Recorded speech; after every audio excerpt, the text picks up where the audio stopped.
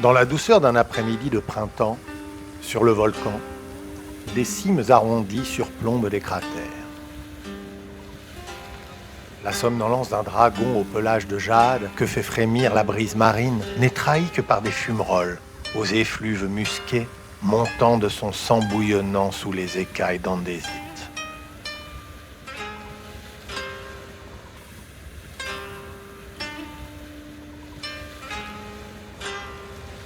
La vallée de Soufre semble une veine de dragon dont on aurait extrait la substantifique moelle en des temps anciens et dont la créature porterait les cicatrices indélébiles.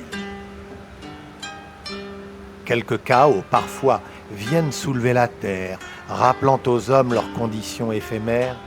D'ailleurs, il est temps d'aller au temple bercer le dragon de prière.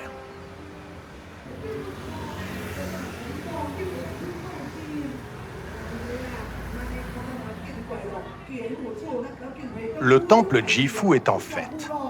Depuis une semaine, on célèbre l'anniversaire de l'une des déités majeures du panthéon taoïste, Xuan Tian Shangdi, l'empereur du Nord. Devant l'autel unique de ce temple qui lui est tout entier dédié, une table a été dressée. Elle est couverte d'offrandes déposées par les fidèles, mais aussi par les Zhongjun Shenhu, ces ambassadeurs divins venus lui rendre hommage en procession depuis d'autres temps.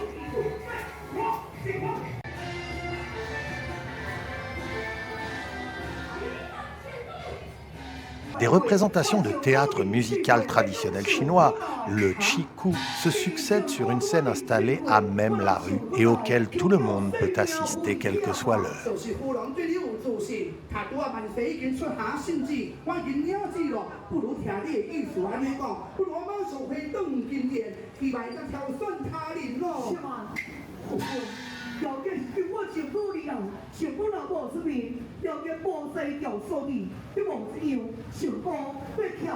Le Qi-Ku adjoint au théâtre à proprement parler du chant, de la danse, des arts martiaux et des acrobaties.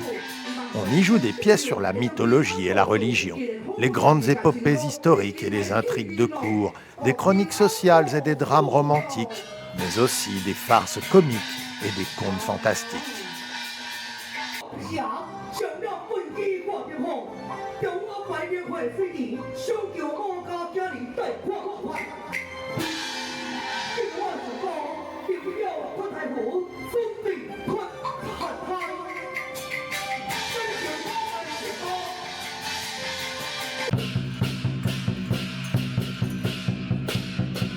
À quelques kilomètres de là, sur le parvis du temple de Guandu, les dieux gardiens Xiannian, Shufenghe et Neja se livrent à une danse rituelle en l'honneur de la déesse Maatsu.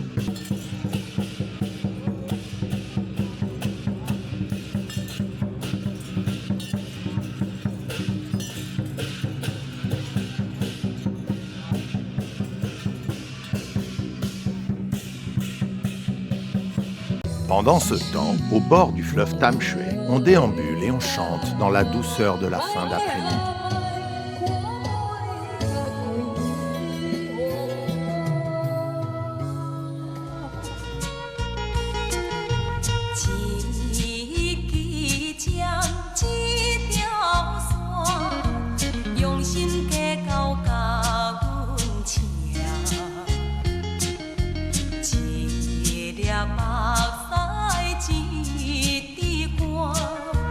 希望车人做伙。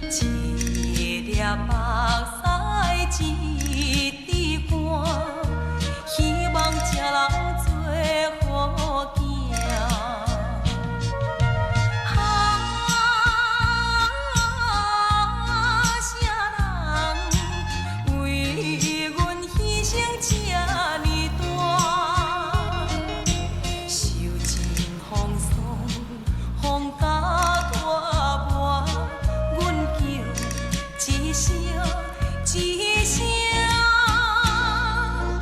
伟大才是你的名。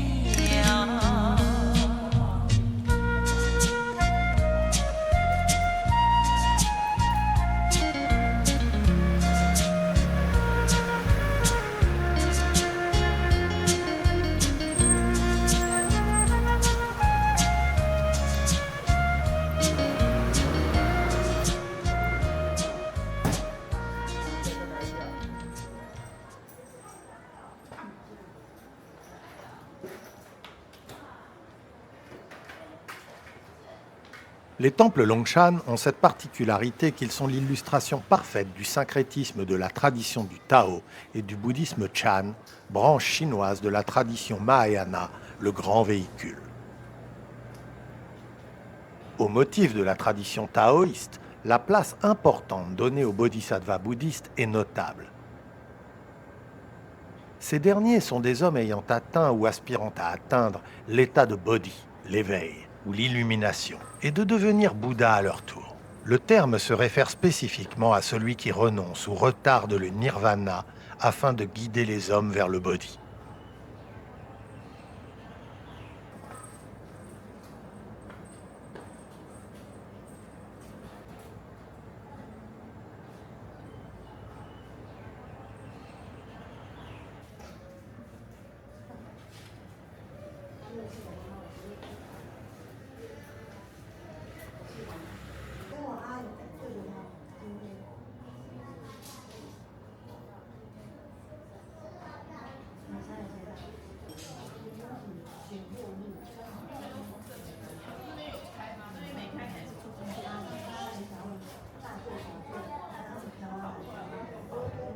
À l'entrée du temple Longshan, les fidèles sont accueillis par Budai, le Bouddha rieur, bodhisattva associé à la joie et à l'abondance, au contentement, à la générosité, à la protection des enfants et des voyageurs, à la prospérité et à la bonne fortune. Le mythe de Budai s'inspire d'un moine errant ayant réellement existé à la fin de la dynastie Tang, aux alentours du Xe siècle. Il porte un sac en tissu rempli de présents et de nourriture pour les pauvres et les enfants.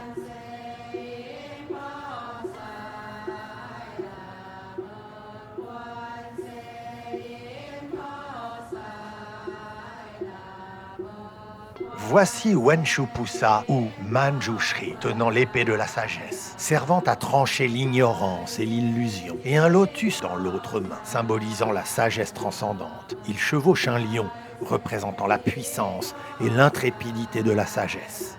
Il est l'un des bodhisattvas les plus importants du bouddhisme Mahayana, associé à la sagesse, l'érudition, l'éloquence et la perspicacité spirituelle.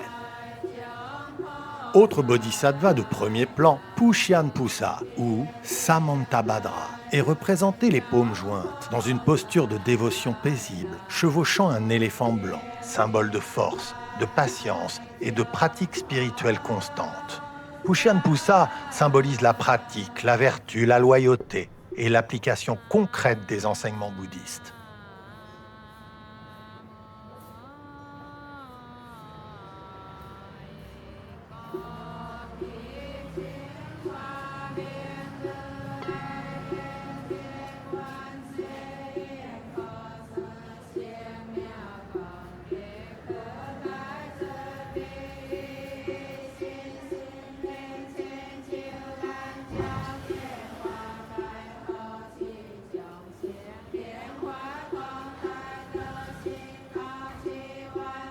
Le temple est principalement consacré à la déesse Guanyin, celle qui entend les sanglots du monde.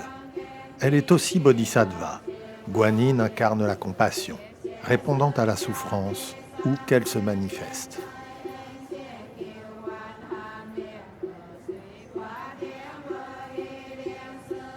Dijang ou Kshitigarbha est aussi un bodhisattva vénéré du bouddhisme Mahayana.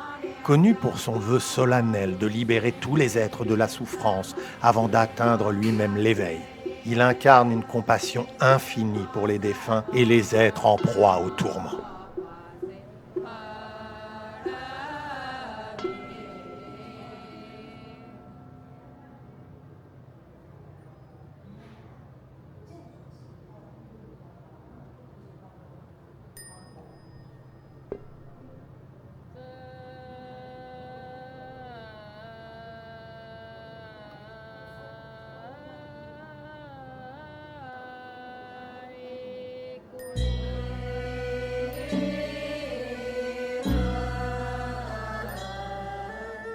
啊。